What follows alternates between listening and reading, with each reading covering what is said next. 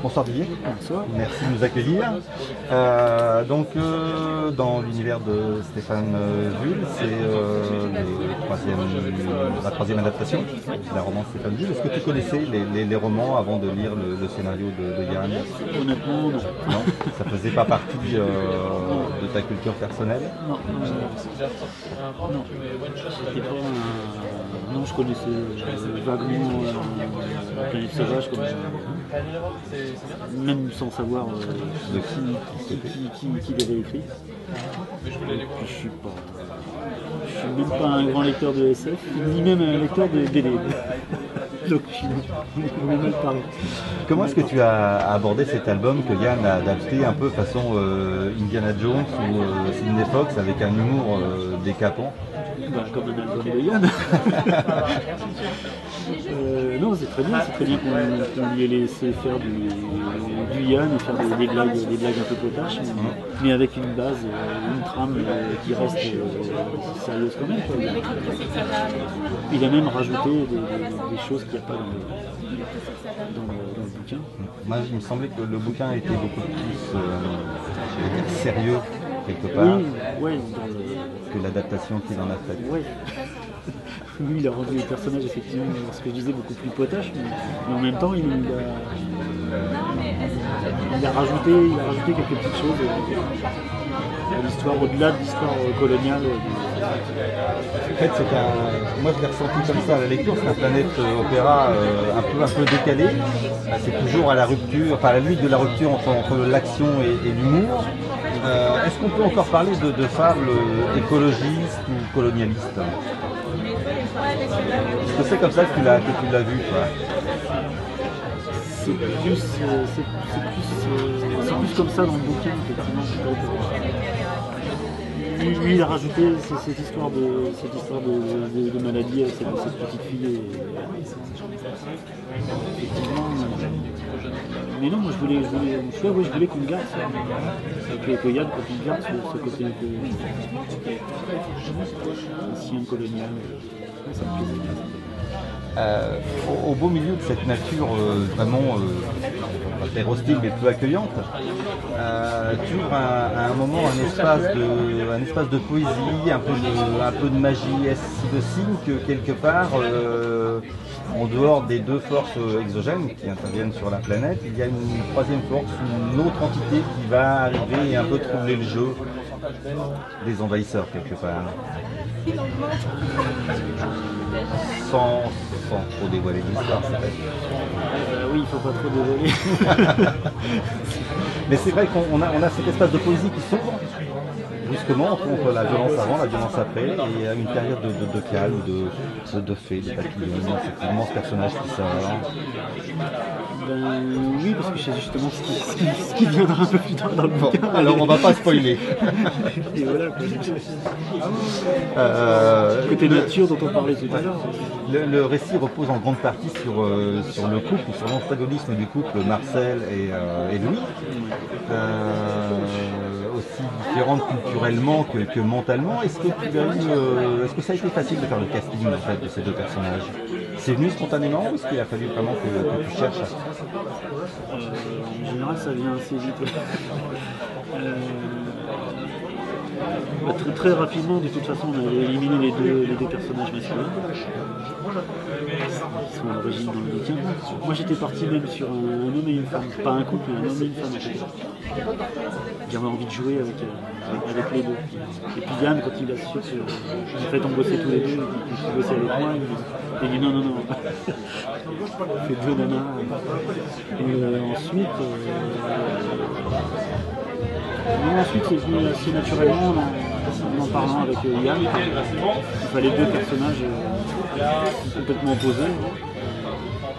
D'une part, le fait qu'ils viennent d'univers complètement différents, pour deux raisons complètement différentes aussi. Et puis tout ça s'est fait très naturellement. C'est ce personnage très campé de Marcel et Loulou qui était là pour toute autre raison.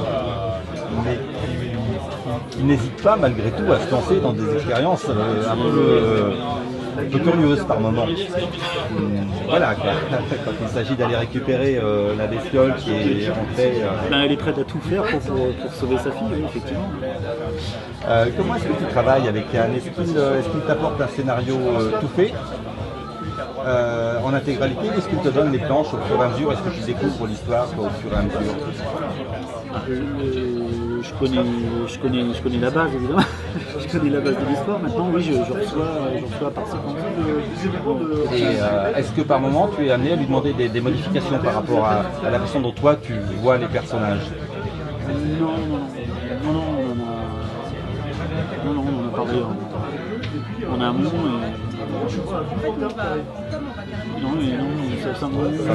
On s'est mis d'accord dès le départ et je suis. Je n'ai pas l'impression d'exécuter non plus, mais je lui fais confiance. On essaie de se calmer l'un et l'autre sur certains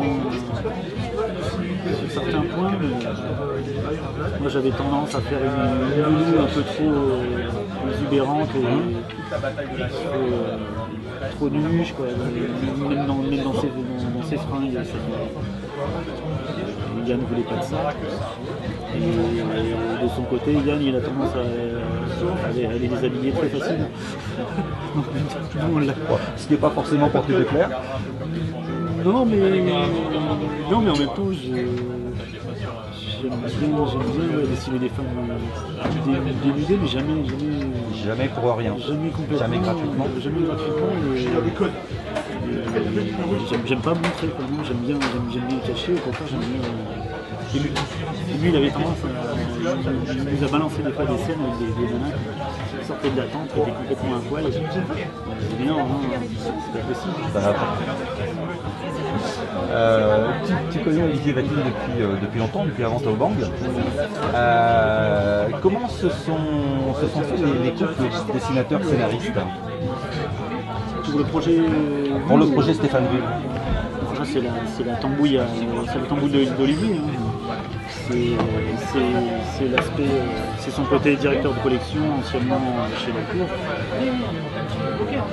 C'est les connaissances, les potes. Olivier, il peut avoir une grande reconnaissance ou respect pour le talent d'un tel ou d'un tel, mais si c'est pas un copain, un pote, pour lui la BD c'est un truc de gamin, quoi. Ça reste toujours un truc de gamin et il a envie de partager ça avec des copains. Alors moi j'ai demandé à Olivier, on l'a rencontré à Saint-Malo, si en tant que directeur de collection il avait été extrêmement directif ou si vous avez au contraire laissé complètement faire ce que vous vouliez. Il m'a répondu, tu n'auras qu'à leur demander. Donc je te demande. Il n'a pas été directif. Non, c'est-à-dire que ses choix à lui sont tout simplement bien vus comme à chaque fois. S'il m'a amené vers Yann, c'est pas. Tu n'avais jamais travaillé avec Yann? Non, j'avais jamais travaillé avec lui. Mais bizarrement, ouais, je connaissais bien. Je connais pas tout ce qu'il a fait, mais j'adorais ce qu'il faisait. J'adorais les Innommables. J'avais découvert ça tardivement, on va dire, comme tout. Elle était pas plus douée que moi, et il se trouve que ça fait partie des rares BD où j'adorais les histoires, le scénario et le dessin qui allait avec. Je trouve que c'est rare. Hein. Il y a beaucoup de super scénarios, mais les dessins vont pas toujours. L'adéquation n'est pas toujours au rendez-vous. C'est vrai que là c'est particulièrement réussi. Hein. Tu restes toujours dans un univers science-fictionnesque, ou plutôt un peu fantasy, avec Taobang, Carmen, maintenant Piège sur Zarkas. Tu as fait la Légende de Troie aussi. Est-ce que c'est une ambiance où tu te sens vraiment à l'aise ou t'envisagerais de faire quelque chose de beaucoup plus contemporain, réaliste? Ça pourrait être contemporain, ça pourrait être réaliste. En fait, les mondes, c'est pas tout mon fiche. À la limite, ça m'est égal. Je sais pas. Oui, j'aime bien l'heroic fantasy. Parce que j'aime bien. Parce que que j'aime bien des choses comme ça, des illustrateurs. En fait, voilà, je suis pas un geek de BD, quoi. Je dessine depuis tout le temps et je suis fan d'illustrateurs, des 3Z, de Nancy Weyers, Warpile, Rockwell, tout ça, ou des orientalistes. Donc ces mondes-là, ouais, je les aime bien et souvent ils dessinent souvent c'est assez proche de l'heroic fantasy, de la piraterie, des choses comme ça. Mais en fait, ce qui me plaît, c'est l'organique. C'est tout ce qui est organique, c'est les animaux, dessiner un homme, une femme, des paysages, des choses comme ça. Dès que je dois dessiner quelque chose d'un peu techno, ça me plaît pas. D'accord. Or, c'est pas par hasard qu'Olivier m'a refilé le piège. C'est qu'on se retrouve sur une planète, mais il savait qu'il n'allait pas me demander de dessiner des engins spatiaux, des choses comme ça. Ou des voitures et des immeubles. Parce qu'il y a plein d'autres gens qui sont capables de faire mieux que moi. Ankama a fait les choses en grand pour accompagner la sortie de ses albums. Il y a eu une très belle expo à Saint-Malo, avec des planches originales, qui étaient vraiment très très belles. Il y a eu un voyage de presse aussi pour le lancement de Piège sur César, qui était bien fait. Alors, est-ce que ça fait plaisir quelque part de travailler pour une maison d'édition qui accompagne aussi bien les auteurs et les albums? Bien sûr. C'est relativement rare maintenant. Oui, c'est vrai. Oui, je crois qu'en général, on accompagne, les éditeurs accompagnent un bouquin quand il fait ses preuves, quand il commence à faire ses preuves. Allons-y, tirons le mais là, non, si ce dossier de presse était plaisant, c'est qu'on sent que derrière il y avait quelqu'un. S'il est réussi, c'est parce que je suis sûr qu'il est réussi. C'est parce qu'ils se sont amusés à le faire et ça se voit, c'est évident. Une dernière question, qui a eu l'idée de ces couves un peu vintage, un peu vieillies, un peu... J'y suis pour rien. J'ai oublié de poser ma question à Olivier. Je sais pas. Parce que c'est aussi un trait caractéristique de cette série. Ouais, bah oui, je sais qu'on cherchait, pas moi personnellement, justement, c'était Olivier. C'est le maître de. Et l'autre qui cherchait à trouver un code commun.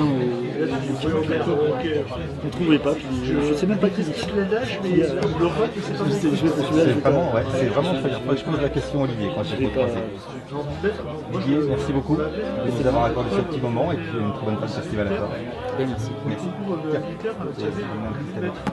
Alors en fait, c'est l'édition de cette année. Je ne sais pas si tu connais. Depuis les 10 ans de scénario, on édite tous les ans pour Angoulême une série de sous-bocs qui sont dessinés par des dessinateurs, ce qui paraît logique quelque part. Par contre, je t'avais préparé les 3 séries complètes, j'ai oublié à la maison, donc je te les repasserai si je te croise sur Insta. Et tu vas voir, c'est sympa tout ça, il y a plein de gens qui participent.